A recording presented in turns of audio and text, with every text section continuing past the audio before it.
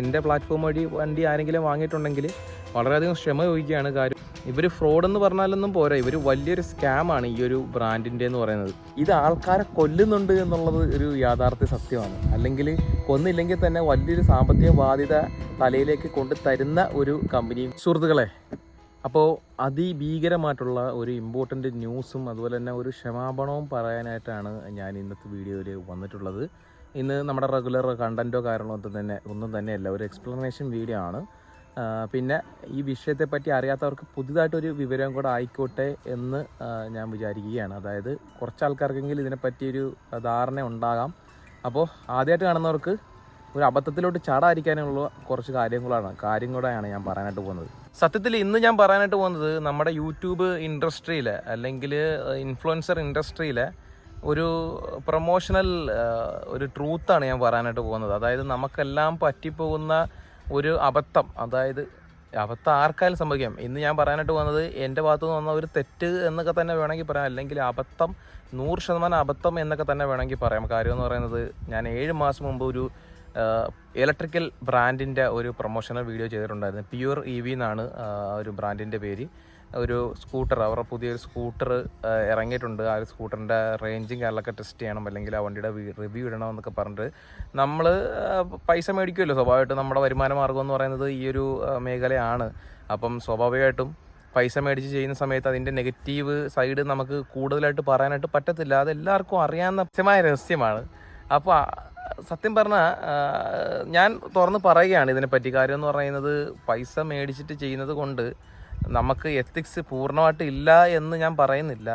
നമുക്ക് ഒട്ടും കൊള്ളാത്ത വണ്ടിയാണെങ്കിൽ, അല്ലെങ്കിൽ ജനങ്ങൾക്ക് ഭീഷണിയാവുന്ന വണ്ടിയാണെങ്കിൽ നമ്മൾ ഒരിക്കലും അത് റിവ്യൂ ചെയ്യത്തില്ല. പക്ഷേ ചില കാര്യങ്ങൾ ഞാനിപ്പോൾ ഈ പറഞ്ഞ പോലെ നമുക്ക് കുറച്ച് തെറ്റുകളോ അല്ലെങ്കിൽ അബദ്ധങ്ങളോ നമുക്ക് നമ്മളെ മനസ്സറിയാതെ നമുക്ക് വരും. അങ്ങനെ ചെയ്തൊരു റിവ്യൂ ആണ് കേട്ടോ ആ ഒരു വണ്ടിയുടെ റിവ്യൂ എന്ന് പറയുന്നത്.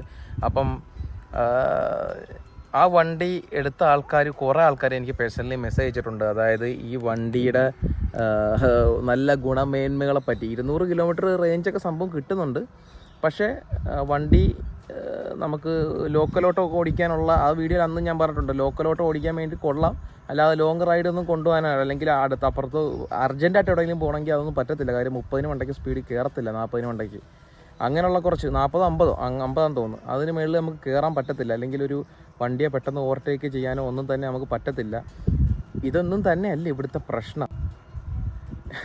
ഇത് ആൾക്കാരെ കൊല്ലുന്നുണ്ട് എന്നുള്ളത് ഒരു യാഥാർത്ഥ്യ സത്യമാണ്. അല്ലെങ്കിൽ കൊന്നില്ലെങ്കിൽ തന്നെ വലിയൊരു സാമ്പത്തിക ബാധ്യത തലയിലേക്ക് കൊണ്ട് തരുന്ന ഒരു കമ്പനിയും കൂടാണ് ഈ പ്യുർ EV എന്ന് പറയുന്നത്. ഒരു കാരണവശാലും ഈ ഒരു ബ്രാൻഡ് ഞാൻ ഇനി പ്രൊമോട്ട് ചെയ്യാനോ അല്ലെന്നുണ്ടെങ്കിൽ ഈ ഒരു ബ്രാൻഡിനെ ഞാൻ സപ്പോർട്ട് ചെയ്യാനോ അല്ലെങ്കിൽ ഈ ബ്രാൻഡിനെ ഇനി ന്യായീകരിച്ച് മെഴുകാനോ ഒന്നും തന്നെ ഞാൻ വരുത്തില്ല. കാര്യമെന്ന് പറയുന്നത്, ഇവർ ഫ്രോഡാണ് ഗൈസ്. അതായത് ഇവരുടെ ബ്രാൻഡിൻ്റെ മിക്ക വണ്ടികളും റോഡിൽ നിന്ന് ചുമ്മാ പടക്കം പൊട്ടുന്ന പോലെ പൊട്ടുകയാണ്. പൊട്ടുകയെന്ന് പറഞ്ഞാൽ നിന്ന് കത്തുകയാണ്. നിങ്ങൾക്ക് ഇവിടെ കാണാൻ സാധിക്കും. ഇതിനെപ്പറ്റി ഇൻസ്റ്റയിൽ ഞാനൊരു വീഡിയോ ഇട്ടിട്ടുണ്ടായിരുന്നു. അത്യാവശ്യം നല്ല റെസ്പോൺസും കാര്യങ്ങളൊക്കെയാണ് എല്ലാവരും തന്നത്. പക്ഷേ യൂട്യൂബിൽ ഞാൻ വീഡിയോ ഇട്ടിട്ടില്ലായിരുന്നു. അതുകൊണ്ട് തന്നെ നമ്മൾ ഇപ്പം യൂട്യൂബിൽ ഒരു കൂടുതലായിട്ട് എക്സ്പ്ലനേഷൻ തരികയാണ്. കാര്യം എന്ന് പറഞ്ഞാൽ ഇത് പ്രശ്നമാണ്. വീഡിയോ എല്ലാം തന്നെ ഞാൻ ഡിലീറ്റ് ചെയ്തു. കാര്യം നിങ്ങൾക്ക് ചെക്ക് ചെയ്ത് നോക്കിയാൽ മനസ്സിലാവും, ഞാൻ വീഡിയോ എല്ലാം തന്നെ ഡിലീറ്റ് ചെയ്ത് കളഞ്ഞു. കാര്യം നമ്മൾ കാരണം ആർക്കും ഒരു ഉപദ്രവം ഉണ്ടാവരുത് എന്ന് ആഗ്രഹിക്കുന്നൊരു വ്യക്തിയാണ് ഞാൻ. പിന്നെ അവരെ ഞാൻ കോൺടാക്ട് ചെയ്ത സമയത്ത് അവർ കോൾ അറ്റൻഡ് ചെയ്യുന്നില്ല, അല്ലെങ്കിൽ അവിടെ ജോലി ചെയ്തുകൊണ്ടിരുന്ന സ്റ്റാഫ് റിസൈൻ ചെയ്ത് പോകുന്നു എന്നുള്ള കാര്യങ്ങളൊക്കെയാണ് അറിയാൻ സാധിച്ചത്. കമ്പനി വളരെ വലിയൊരു സാമ്പത്തിക മാന്ദ്യത്തിലോട്ട് പോയിക്കൊണ്ടിരിക്കുകയാണ്. സത്യം പറഞ്ഞു കഴിഞ്ഞാൽ അത് പുറത്ത് വിടാത്തതാണ്. ഞങ്ങളെപ്പോലുള്ള കുറച്ച് യൂട്യൂബ് ഇൻഫ്ലുവൻസേഴ്സിന് മാത്രമേ അതിനെപ്പറ്റി അറിയത്തുള്ളൂ. കമ്പനി വളരെയധികം സാമ്പത്തികമായി നഷ്ടത്തിലോടി ഏത് നിമിഷവും പൂട്ടിപ്പോകാൻ പറ്റുന്ന ഒരു അവസ്ഥയിലാണ് ഇപ്പം പ്യുർ EV എന്ന് പറഞ്ഞ ബ്രാൻഡ് പോയിക്കൊണ്ടിരിക്കുന്നത്. അതുകൊണ്ട് തന്നെ എനിക്കറിയാവുന്ന ഒരു വ്യക്തിയെ കൊണ്ടും ഞാൻ ഈ ഒരു ബ്രാൻഡിൻ്റെ ഒരു വണ്ടികളും വാങ്ങിക്കാൻ വേണ്ടിയിട്ട് സജസ്റ്റ് ചെയ്യത്തില്ല. കാര്യം ഒന്നെങ്കിൽ ആ ഒരു വണ്ടി പൊട്ടിത്തെറിക്കും, അല്ലെങ്കിൽ ആ വണ്ടിയുടെ സർവീസോ കാരണം തന്നെ നമുക്ക് കിട്ടത്തില്ല. ഇവർ ഫ്രോഡെന്ന് പറഞ്ഞാലൊന്നും പോരാ, ഇവർ വലിയൊരു സ്കാമാണ് ഈ ഒരു ബ്രാൻഡിൻ്റെ എന്ന് പറയുന്നത്. അപ്പോൾ അത്തരത്തിലുള്ളൊരു ഫ്രോഡ് ആൾക്കാരെ പ്രൊമോട്ട് ചെയ്ത് വിട്ടതിൽ സത്യം പറഞ്ഞാൽ എൻ്റെ സബ്സ്ക്രൈബേഴ്സിനോട് ഞാൻ ഈ ഒരു വീഡിയോയിൽ ക്ഷമ ചോദിക്കുകയാണ്. കാര്യം എന്നോട് നിങ്ങളെല്ലാവരും ക്ഷമിക്കുക. കാര്യം എന്ന് പറഞ്ഞാൽ 6 വർഷത്തോളമായി ഒരു ജോബും ചെയ്യാതെ ഈയൊരു മേഖലയിൽ നിന്നും വരുമാനം മേടിക്കുന്ന ഒരു വ്യക്തിയാണ്. അതിനെല്ലാം തന്നെ കാരണക്കാരായിട്ടുള്ള ആൾക്കാരെന്ന് പറയുന്നത് നിങ്ങളാണ്. അപ്പോൾ എൻ്റെ ഭാഗത്തുനിന്ന് ഇതുപോലൊരു അബദ്ധം അല്ലെങ്കിൽ അബദ്ധമല്ല, മനസ്സറിയാതെ വന്ന ഒരു എൻ്റെ പ്ലാറ്റ്ഫോം വഴി വണ്ടി ആരെങ്കിലും വാങ്ങിയിട്ടുണ്ടെങ്കിൽ വളരെയധികം ക്ഷമ ചോദിക്കുകയാണ്. കാര്യം എന്ന് പറയുന്നത്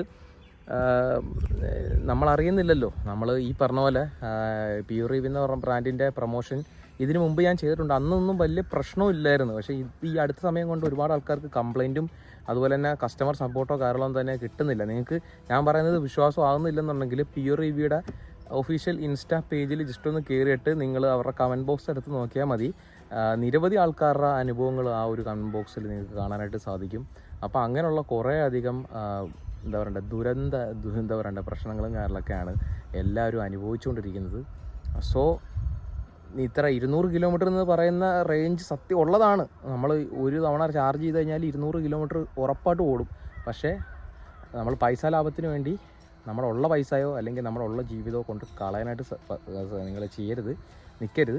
തീർച്ചയായിട്ടും EV എന്ന് പറഞ്ഞ ഒരു വിപ്ലവം നമ്മുടെ നാട്ടിൽ വരേണ്ട ഒരു സാധനം തന്നെയാണ്. നമ്മുടെ പൊല്യൂഷൻ കൂടിക്കൊണ്ടിരിക്കുകയാണ് നാട്ടിൽ ഓരോ ദിവസം കൂടും തോറും. കാര്യം പെട്രോൾ വാഹനങ്ങൾ പെരുകിക്കൊണ്ടിരിക്കുകയാണ്. അതുപോലെ പെട്രോളിൻ്റെ പൈസ കൂടിക്കൊണ്ടിരിക്കുകയാണ്. നമ്മൾ ഉപയോഗിക്കുന്നവർക്കാണെങ്കിലും EV എടുത്തു കഴിഞ്ഞാൽ ഒരു സാമ്പത്തികപരമായി നമുക്ക് മാസാമാസം എന്തെങ്കിലും ചെറിയൊരു ലാഭം നമുക്ക് കിട്ടാതിരിക്കത്തില്ല. പിന്നെ മെയിൻ്റനൻസും കാര്യങ്ങളൊക്കെ കുറവാണ്. പക്ഷേ ഇപ്പോഴത്തെ ഒരു ഇനീഷ്യൽ സ്റ്റേജിൽ ഒരു ട്രസ്റ്റബിളായിട്ടുള്ള EV അല്ലെങ്കിൽ ഇലക്ട്രിക് ബ്രാൻഡിനെ സപ്പോർട്ട് ചെയ്യാനല്ലാതെ നിങ്ങൾ ഒരു കാരണവശാലും ഈ സ്റ്റാർട്ടപ്പ് പോലുള്ള ഈ ലോക്കൽ ഇതുപോലുള്ള ബ്രാൻഡുകളിലേക്ക് പോകാതിരിക്കുന്നതായിരിക്കും ബെറ്റർ. ഓല പോലും ഞാൻ പ്രിഫർ ചെയ്യുന്നില്ല. കാര്യം ഓലയ്ക്കാണെങ്കിൽ ഒരുപാട് കംപ്ലൈൻറ്റ് കാര്യങ്ങളൊക്കെ വരുന്നുണ്ട്. ഭാവിയിൽ എന്തായാലും അത് ആ ഒരു ഓലയുടെ പ്രശ്നങ്ങളൊക്കെ തീർച്ചയായിട്ടും മാറും എന്നുള്ള കാര്യങ്ങളാണ് എനിക്ക് പേഴ്സണലി തോന്നുന്നത്. എന്നിരുന്നാലും ഏതറാണ് അല്ലെങ്കിൽ TVS ആണ് എനിക്ക് കുറച്ചും കൂടെ ബെറ്റർ ആയിട്ടുള്ള ഒരു ഇലക്ട്രിക് വാഹനമായിട്ട് തോന്നുന്നത്. ചേതക്കും നല്ല മോശമില്ലാത്തൊരു സംഭവമൊക്കെ തന്നെയാണ്. നല്ല ബെറ്റർ സർവീസ് കിട്ടുമല്ലോ എന്തായാലും. കാര്യം ബജാജ് ആണെങ്കിലും TVS ആണെങ്കിലും എന്നൊക്കെ പറയുന്നത് നല്ലൊരു ബ്രാൻഡാണ്. കസ്റ്റമർ സപ്പോർട്ടാണെങ്കിലും നമുക്ക് കിട്ടും എന്ന് ഉറപ്പുള്ളൊരു ബ്രാൻഡാണ്. നിങ്ങൾക്ക് ആർക്കെങ്കിലും ഇതുപോലുള്ള അനുഭവങ്ങൾ ഏതെങ്കിലും ബ്രാൻഡിൽ നിന്ന്, പ്രത്യേകിച്ച് പ്യൂർ റിവ്യൂ എന്ന് പറഞ്ഞ ബ്രാൻഡിൽ നിന്ന് നിങ്ങൾക്ക് ഉണ്ടായിട്ടുണ്ടെങ്കിൽ താഴെ ജസ്റ്റ് ഒന്ന് കമൻറ്റ് ചെയ്യുക. അപ്പോൾ ഈ ഒരു കാര്യം ബോധിപ്പിക്കാൻ വേണ്ടിയിട്ട് ജസ്റ്റ് ഒന്ന് ഒരു വീഡിയോ എടുത്ത്, ഞാനിപ്പോൾ ജസ്റ്റ് ഒന്ന് ഇന്ന് വീഡിയോ എടുക്കണ്ട, ഇന്ന് റിലാക്സ് ചെയ്യാൻ വേണ്ടിയിട്ട് ഇന്ന് റെസ്റ്റ് ആയിരുന്നു. അതുകൊണ്ട് തന്നെ ഈ ഒരു സംഭവം പെട്ടെന്ന് ഒരുപാട് മെസ്സേജ് ഞാൻ ഇൻബോക്സും ചെക്ക് ചെയ്ത് നോക്കിയ സമയത്ത് എനിക്ക് മനസ്സിലായ സമയത്താണ്. അതുപോലെ തന്നെ അവരുടെ പേജിൽ കയറി അവരുടെ കമൻറ്റ് ബോക്സ് എടുത്ത് നോക്കിയ സമയത്തും അവർക്കെതിരെയുള്ള കസ്റ്റമേഴ്സിൻ്റെ പ്രക്ഷോഭങ്ങളാണ് കാണാൻ സാധിച്ചത്. അതുകൊണ്ട് തന്നെ ഞാൻ അപ്പം തന്നെ വീഡിയോ ഒക്കെ ഡിലീറ്റ് ചെയ്തിട്ട് ഇപ്പോൾ ഒരു വീഡിയോ എടുത്ത് കാണിച്ചത് കേട്ടോ. അപ്പോൾ ശരി.